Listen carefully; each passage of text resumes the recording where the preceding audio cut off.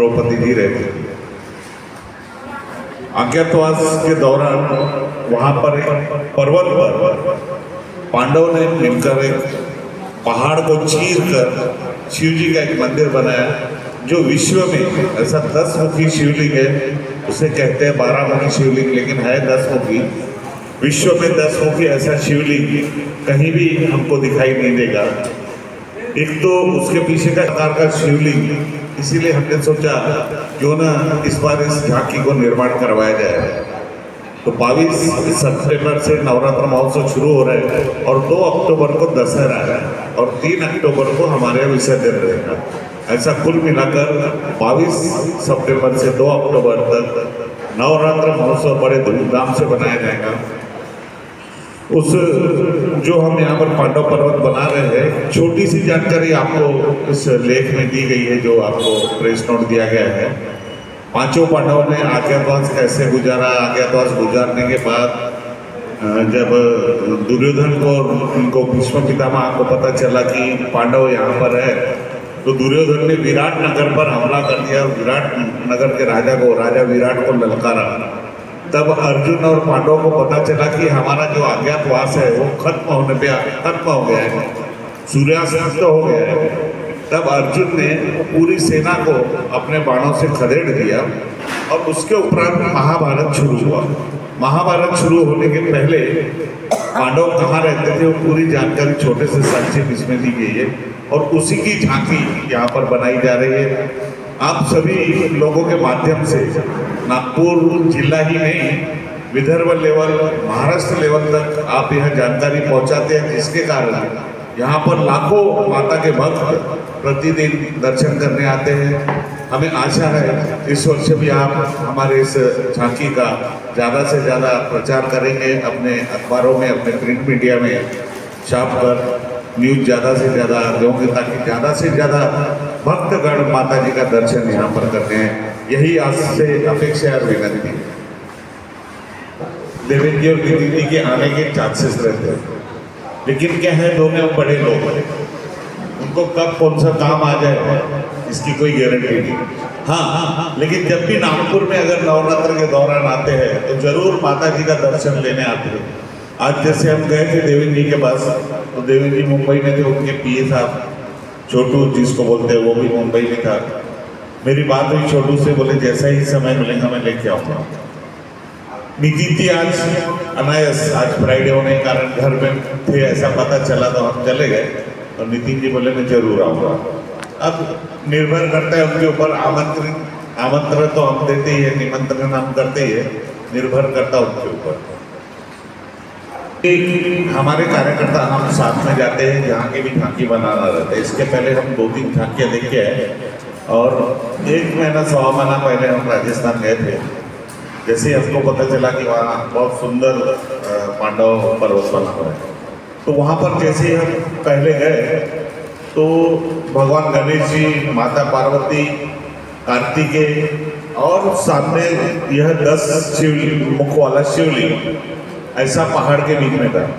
उसके थोड़ा सा ऊपर हम गए और पहाड़ी पे तो खाटू श्याम जी की मूर्ति थी और उसके ऊपर और थोड़ा आगे गए पहाड़ों पे, आखिरी पहाड़ पे, तो वहाँ पर मानव मुख यानी मनुष्य के मुख वाला हनुमान जी की मूर्ति है। तो वैसा का वैसा सेम यहाँ पर हम बना रहे।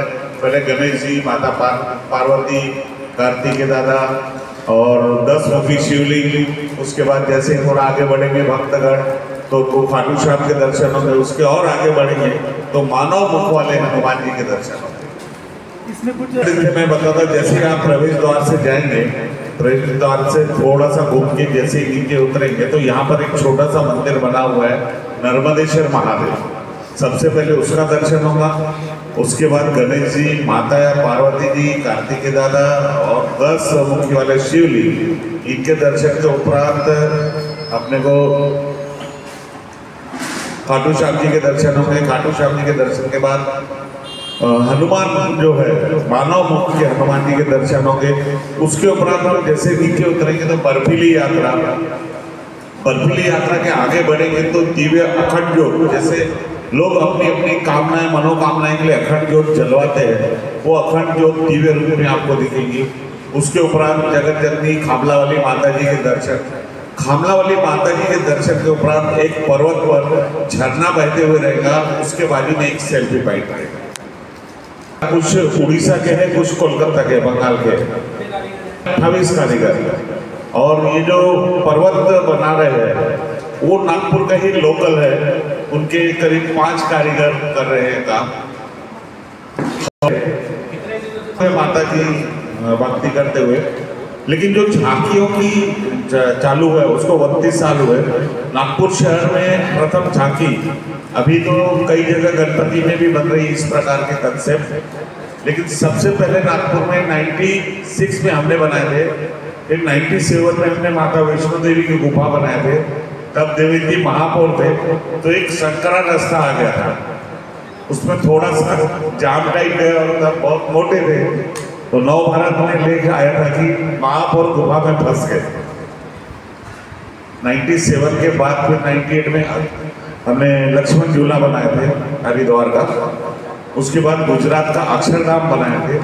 तो ऐसा हर साल हमारे मंडल का एक ही उद्देश्य रहता है कि यहाँ से 1500, 2000, 1200 किलोमीटर दूरी पर नागपुर नगर के लोग जो नहीं जा पाते, कोई शारीरिक रूप से असमर्थ रहता, कोई मानसिक रूप से, कोई आर्थिक रूप से, तो वो जो लोग नहीं जा पाते उन लोगों को छोटे से रूप में यहाँ पर झांकी के रूप में बनाकर यहीं पर ही दर्शन करवाना हमारे मंडल का एक ही उद्देश्य रहता है कि इतनी लंबी दूरी यात्रा नहीं कर सकते, उन भक्तों के लिए यहाँ छोटे से रूप। इसे देखा जाए तो चारों धाम बनाए यहाँ पर, केदारनाथ, बद्रीनाथ, रामेश्वरम, ये सब जो प्रसिद्ध धाम है उन धामों की झांकी यहाँ माता जी के भक्तों को हम दर्शन करवाते हैं। शिवलिंग एक ही है, एक ही शिवलिंग में ऐसे चारों तरफ 10 मुख दिखेंगे आपको।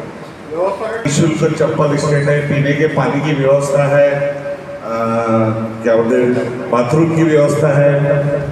जो कोई अपंग है, जो कोई ओल्ड एज भक्त आता है, उनको तुरंत दर्शन करवाने की व्यवस्था कर रहे हैं हम। करीब 6 से 8 गार्ड रहेंगे, 24 घंटे गार्डों की सुरक्षा रहेगी, 40 से 50 स्वयं सेवक रहेंगे भक्तों की सेवा के लिए। ऐसी जो पॉसिबल है और हमारे ध्यान में नहीं आती, जो जैसे आपने बताया तो वो व्यवस्था कर लेंगे।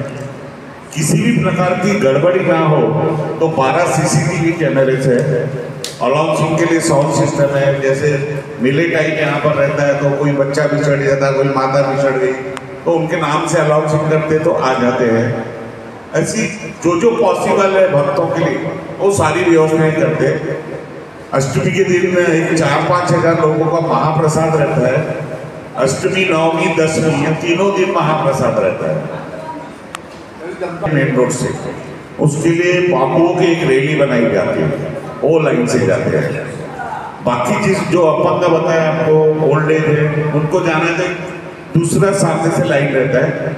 समझो स्पेशल VIP कोई है, जैसे हमने आपको 5 पासेस दिए है, आपका कोई व्यक्ति आ रहा है तो उसके लिए सेकंड लाइन रहती है VIP वालों के लिए। ऐसा किसी भी प्रकार की आज तक तकलीफ गई नहीं है, चाहे जनरल लोग हो या VIP लोग हो, अच्छे से भक्तगण दर्शन कर। कभी कभी यहाँ थोड़ी भक्तों की भीड़ बढ़ जाती है तो बर्फीले रास्ते में थोड़ा जाम हो जाता है, तो कभी कभी हमको 1-8 घंटे के लिए बर्फ निकालना पड़ता है। माननीय अनिल जी सोले के हस्ते है। अनिल जी सोले पूर्व महापौर, पूर्व आमदार है, और पूर्व नगर सेवक संजय जी बोंडे, मोहन जी चोइथानी, इनके हाथ से उद्घाटन होगा। और 8 दिन के अंदर में देवेंद्र जी, नितिन जी, इनके आने के चांसेस है। बाकी नागपुर शहर के लगभग सभी आमदार आते हैं, परिवार सहित दर्शन करके जाते हैं, और कई बड़े बड़े लीडर आते हैं, कांग्रेस के भी आते हैं, BJP के भी आते हैं, दोनों आते दर्शन करके जाते हैं।